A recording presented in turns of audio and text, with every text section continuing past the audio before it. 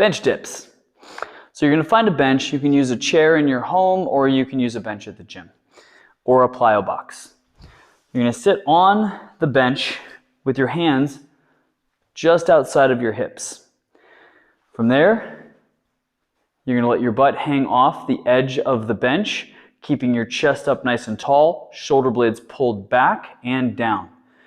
You're going to skin your bench with your back as you come down, maintaining a nice, straight, neutral spine, keeping that chest up even at the bottom of the rep. If your chest is caving in and hollowing out at the bottom, then you've gone too far. So we want to go down while maintaining good posture, right back up, squeezing those triceps at the top. Inhale down, exhale up. Inhale down, exhale up.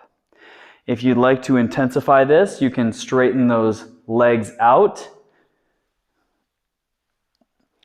You can also use another bench or another chair to put your feet on top of if you want to intensify it further.